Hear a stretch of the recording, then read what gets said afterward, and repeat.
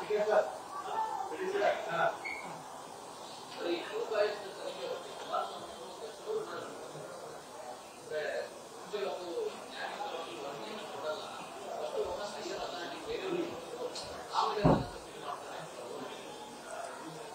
ಈ ದೇಶದಲ್ಲಿ ನ್ಯಾಯಾಲಯಕ್ಕಿಂತ ದೊಡ್ಡವರು ಯಾರೂ ಇಲ್ಲ.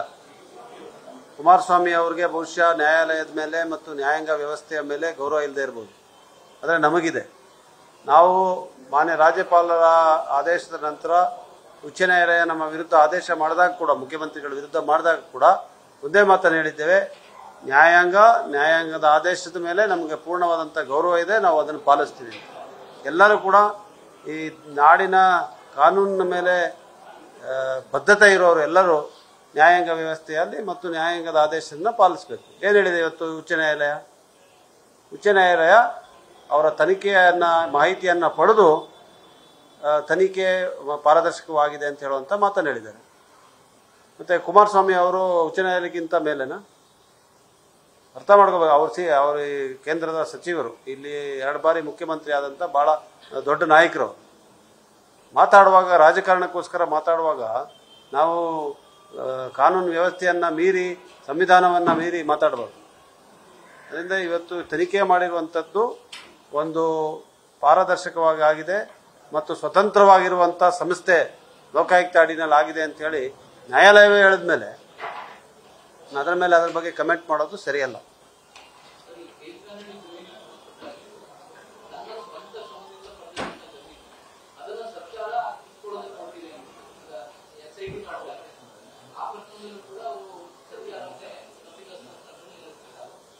ಎಲ್ಲರಿಗೂ ಒಂದೇ ಕಾನೂನು. ಈಗ 14 ಸೈಟು ನಂದು ಪಾರ್ವತಿ ಅವ್ರಿಗೆ ಬೇಕಾಗಿರೋ ಜಮೀನು ಇವತ್ತು ವಾಪಸ್ ಕೊಟ್ಬಿಟ್ರಲ್ಲ ಅವರು. ಅದರಿಂದ ಅವ್ರಿಗೊಂದು ಕಾನೂನು, ಇವ್ರಿಗೊಂದು ಕಾನೂನು ಆಗಲ್ಲ. ಇವ್ರಿಗೆ ಮನ್ಸಿಗೆ ಬಂದಾಗ ಒಬ್ಬರ ಬಗ್ಗೆ ಮಾತಾಡೋದು, ಇವ್ರಿಗೆ ಬಂದಾಗ ಬೇರೆ ಮಾತಾಡೋದು ಆಗೋದಿಲ್ಲ. ಈಗ ಜಮೀನು ಸರ್ಕಾರದ್ದು ಇವರು ಕಬಳಿಸಿದಾರಾ ಅಲ್ಲ, ಇವ್ರು ಸ್ವಂತ ಜಮೀನು ಅಂತೇಳಿ ತನಿಖೆ ಆಗಲಿ, ವಿಚಾರಣೆ ಆಗಲಿ. ಅದಕ್ಕೆ ಯಾಕೆ ಹೆದರ್ತಾ ಇದ್ದಾರೆ? ವಿಚಾರಣೆಗೆ ಯಾಕೆ ಹೆದರ್ತಾ ಇದ್ದಾರೆ? 3 ದಶಕ ನಾನು ಅಲ್ತಾ ಇಲ್ಲ, ನ್ಯಾಯಾಲಯ ಹೇಳಿ. ನಾವು ಸಂಪೂರ್ಣವಾಗಿ ಪಾರದರ್ಶಕವಾಗಿದೆ, ಇದ್ರ ಬಗ್ಗೆ ಎರಡೇ ಮಾತೇ ಇಲ್ಲ. ಮತ್ತು ಲೋಕಾಯುಕ್ತ ಸಂಸ್ಥೆಯಲ್ಲಿ ಹಸ್ತಕ್ಷೇಪ ಮಾಡುವಂತ ವ್ಯವಸ್ಥೆ ಇಲ್ಲ. ಲೋಕಾಯುಕ್ತ ಮತ್ತೆ ಬಹಳ ಮುಖ್ಯವಾಗಿ ಲೋಕಾಯುಕ್ತನ ನೇಮಿಸಿದವರು ಯಾರು? ಇವತ್ತಿರುವಂತ ಲೋಕಾಯುಕ್ತನ ನೇಮಿಸಿದವರು ಅಂತ ಬಿಜೆಪಿ ಸರ್ಕಾರ. ಮುಖ್ಯಮಂತ್ರಿಗೆ ಪ್ರಾತಿನಿಧ್ಯ ಇದೆ, ಅಲ್ಲಿ ಪ್ರೈಮಸಿ ಇದೆ. ಮುಖ್ಯಮಂತ್ರಿಗಳು, ಉಚ್ಚ ನ್ಯಾಯಾಲಯದ ಮುಖ್ಯ ನ್ಯಾಯಾಧೀಶರು, ವಿರೋಧ ಪಕ್ಷದ ನಾಯಕರು ಇವರೆಲ್ಲ ಸಮಿತಿಯಲ್ಲಿ ಇದ್ರೂ ಕೂಡ ಸರ್ವೋಚ್ಚ ನ್ಯಾಯಾಲಯ ಹೇಳಿರುವಂತಹ ತೀರ್ಪಿನಂತೆ primacy in appointment to the office of Lokayukta is with chief minister. ಅವ್ರು ಹೇಳಿದ್ದೇ ಆಗೋದು. ಅವತ್ತು ಯಾರು ಮುಖ್ಯಮಂತ್ರಿಗಳು? ಸಿದ್ದರಾಮಯ್ಯನವರಿದ್ರ? SR ಬೊಮ್ಮಾಯಿನ ಅಲ್ಲ, ನಮ್ಮ ಬಸವರಾಜ ಬೊಮ್ಮಾಯಿನವರು ಮುಖ್ಯಮಂತ್ರಿಗಳಾದಂಥ ಸಂದರ್ಭದಲ್ಲಿ ಈ ನೇಮಕಾತಿ ಆಗಿರುವಂಥದ್ದು. ಅವರು ಪಾರದರ್ಶಕರಲ್ಲ ಅಂತ ಹೇಳಿದ್ರೆ ಇನ್ನೇನು ಹೇಳೋದು? ಇಲ್ಲ ಇಲ್ಲ, ಯಾವ ಕಾರಣಕ್ಕೂ ಲೋಕಾಯುಕ್ತ ಸಂಸ್ಥೆಗೆ ಹೋಗುವಂತ ಎಲ್ಲ ಅಧಿಕಾರಿಗಳು, ಅವರು ಇನ್ಸ್ಪೆಕ್ಟರ್ಗಳಿರ್ಬೋದು, DSP ಇರ್ಬೋದು, IG ಗಳಿರ್ಬೋದು, SP ಗಳಿರ್ಬೋದು, ಯಾರಿದ್ರೂ ಕೂಡ ಅದು ಲೋಕಾಯುಕ್ತನೇ ಮಾಡೋದು. ಮತ್ತು ಲೋಕಾಯುಕ್ತರ ಅನುಮತಿ ಇಲ್ಲದೆ ನಾವು ಮಾಡೋಕ್ಕೂ ಆಗೋದಿಲ್ಲ. ಈಗ ನಾವು ಲೋಕಾಯುಕ್ತ ಸಂಸ್ಥೆಗೆ ಒಂದು ಅಧಿಕಾರಿಗಳನ್ನ ಕಳಿಸ್ಬೇಕಂದ್ರೆ ಲೋಕಾಯುಕ್ತ ಅವ್ರು ಕೇಳ್ತಾರೆ, ಮತ್ತು ಅವರು ಅವರ ಹಿನ್ನೆಲೆಯನ್ನೆಲ್ಲ ಮಾಹಿತಿಗಳನ್ನ ತಗೊಂಡು ಅವ್ರು ಸೂಕ್ತವಾಗಿರುವಂತ ಅಧಿಕಾರಿ ಇದ್ದರೆ ಮಾತ್ರ ಅವ್ರು ಆಯ್ಕೆ ಮಾಡ್ತಾರೆ.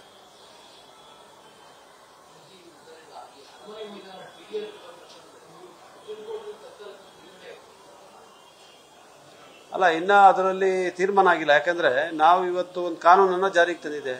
ಆ ಕಾನೂನು ಅಡಿಯಲ್ಲಿ ಒಂದು ಆದೇಶವನ್ನು ಕೂಡ ಹೊರಡಿಸಿದೆ. ಈಗ ಅಲ್ಲಿ ತಾವೆಲ್ಲ ನೋಡಿದ್ದೀರಾ, ಆ ಜಾಗವನ್ನ ನಾವು 1 ಇಂಚು ಕೂಡ ಬಳಸ್ಕೊಂಡಿಲ್ಲದೆ ಇರುವಂತಹ ಜಮೀನಿಗೆ TDR ಕೊಡಿ ಅಂತ ಹೇಳಿದ್ರೆ ಹೇಗೆ ಕೊಡೋಕ್ಕಾಗತ್ತೆ? ನ್ಯಾಯಾಲಯದಲ್ಲಿ ಇನ್ನ ವಾದ ಮಂಡನೆ ಬಾಕಿ ಇದೆ. 27ನೇ ತಾರೀಕಿಗೆ ಪ್ರಕರಣ ಬರ್ತದೆ.